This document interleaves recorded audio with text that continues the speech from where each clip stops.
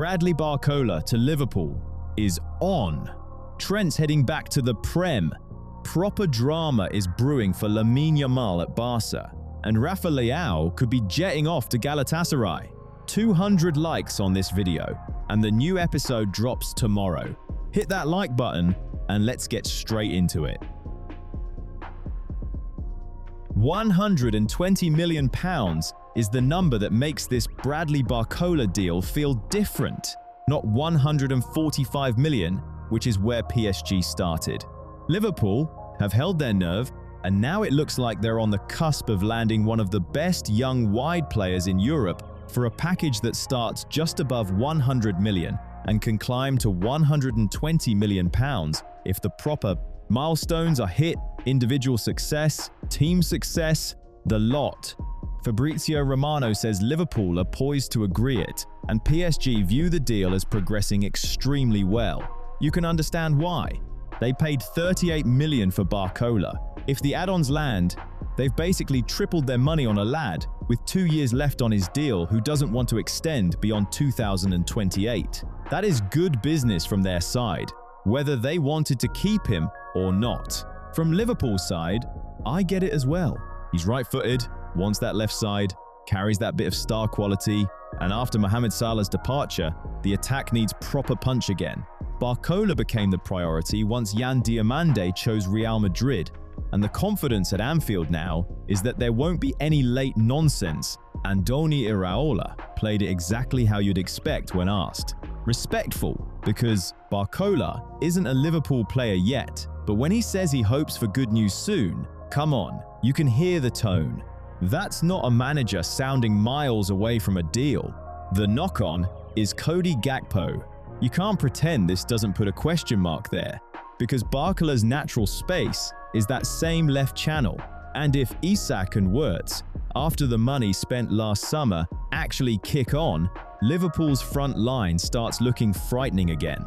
Richard Hughes and Mike Gordon are handling the negotiations, and this would be a record fee for a player leaving League One. For Barcola, it's new territory, first club outside France, biggest challenge of his career. For Liverpool, it's expensive, no doubt, but they've dragged PSG down from that 145 million quid valuation. In this market, for that profile, that really matters. The latest obstacle with Lamine Yamal is not talent. It's not even fitness in the basic sense, because he's clearly fit enough to get on the pitch. The issue is confidence, rhythm, and maybe a bit more going on around him than Barcelona would ideally like. Barca win 5-0 on the opening day against Elche. Hansi Flick gets the perfect scoreline, and yet the conversation afterwards is Yamal. That tells you everything. He gets hooked on the hour mark. No goal, no assist. And the image everyone remembers is him sat on the bench, looking absolutely crushed. Not angry in that normal winger way, proper down, almost in tears. And look, for most players, you'd say fine, rough game, move on. But Yamal's standards are ridiculous because of what he's already done. In 2025-26, he was putting up his best numbers for Barcelona, but it wasn't just numbers, it was the way he was taking games over. That Ballon d'Or conversation didn't appear from nowhere. Then, he tears his hamstring against Celta Vigo on April 22. His season ends, and since then, he just hasn't looked like that same fearless player. He had pubalgia earlier in that campaign as well. So, this isn't the first muscular issue he's had to manage. At the minute, he's hesitant. He's not taking people on with the same conviction. The decision-making is scruffy, and the final pass or shot is not there. Reports in Spain have also suggested he hasn't been overly impressed with parts of Barcelona's window, especially the possible exits around lads close to him from the academy. Hector Fort is on his way to Real Sociedad. Marc Casado has been linked away and wasn't in the squad, and then Flick left Alejandro Balde out against Elche while questioning his commitment amid transfer links. Now, we have to be careful. There's no confirmation that has hit Yamal's mood. It might just be form. Some even reckon a growth spurt, 10 or 13 centimeters in a year. has knocked his speed, coordination, and agility. That can happen with young players, but without penalties, he hasn't scored for Barça since April. 1 goal at the World Cup as well. So yes, he looks lost. And if Flick benches him, which he can do, that's a new test for a player who's never really had to deal with this before. Trent Alexander-Arnold to Newcastle sounds odd at first, but the logic is not daft. If he comes back to the Premier League on loan, and Liverpool is not the route, there are only so many clubs where it makes sense financially and football-wise. Newcastle would absolutely be one of them. The argument being made is simple. Put Trent in that Newcastle side, especially with the pace they've got, and imagine the switches of play. Imagine him turning games from right to left, early, flat, into space. That is what he gives you. He is not just a right back who crosses a ball. He is one of the most creative fullbacks we've ever seen. But the Real Madrid bit is the problem. He went there for a minimal fee. With his Liverpool contract running down, he was supposed to be the long-term Dani Carvajal replacement, and he hasn't nailed it. Now Jose Mourinho has Denzel Dumfries, and that changes the picture. Dumfries is a different type of right back, more physically dominant, better defensively, happier going outside and beating a man. Not the same passer, nowhere near the same creator, but maybe more suited to what Mourinho wants in certain games. And if Dumfries was one of his first signings, you do wonder whether that tells you the profile he prefers. That leaves Trent with 2 possibilities. Either he changes position, maybe into midfield as has been suggested, or he simply doesn't play as much as he expected. And that's mad. Really, a player who many thought should have been captaining his boyhood club is now looking at the possibility of being an unused substitute somewhere else. Would Newcastle appeal to him? Maybe not, if he sees them as a rebuilding side. But if it's about getting football, getting the ball back at his feet, and reminding everyone what he is, I can see the case.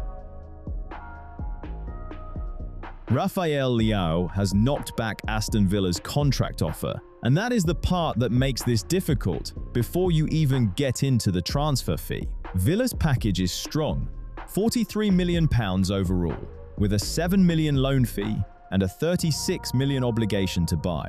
But the wages? That is where the problem starts. David Ornstein reports that AC Milan have accepted a £39 million bid from Galatasaray, while Villa have also put their offer forward. Leao wants $10 million a year, plus $2.5 million in bonuses. Galatasaray are offering $10 million net. Villa are at £6 million net, so there is a gap, and not a small one. Leao has still got the name, no question. 7 seasons at Milan, moments where he has carried that attack, but last season was not his best. 10 goals and 3 assists in 31 games, and Milan ending up 5th tells its own story. Galatasaray need a top-level wide option, especially with Leroy Sané's future uncertain.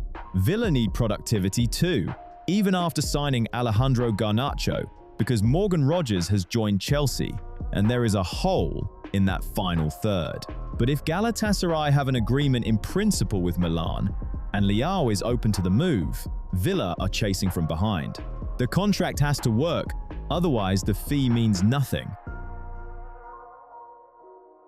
Joshua Zirkzee back to Serie A feels more and more believable, but Fiorentina have got one fairly awkward problem. Juventus are sitting there with the deal ready once Jonathan David leaves, and Zirkzee has already approved that move. Calciomercato say Fiorentina want him before Tuesday's deadline, and Fabio Paratici has asked Manchester United for information on whether the operation can actually be done. La Viola need a striker. There is no dressing it up, and Zirkzee is a player Italian clubs still like because of what he showed at Bologna. At United, it just hasn't clicked properly. There have been flashes, but he's not a natural number 9, and he hasn't really convinced as a number 10 either. He wanted to fight for his place. Fair enough. But this now looks like the moment where everyone accepts a return to Italy might suit him better. Juventus have been rebuilding the attack after Dusan Vlahovic left as a free agent, so their interest makes sense. Fiorentina's angle is urgency. They need a striker quickly, and if they push hard enough, maybe they feel there's a window before Juve move. But then comes the latest bit. Fiorentina are in advanced talks. An official bid has gone to United, £4 million loan fee, buy clause included, and negotiations are underway with United and the players' camp. So it's alive, absolutely. The question is whether they can convince Xerxes to pick Florence when Juventus are already the move he has approved. That is the real battle here, not just the agreement with United,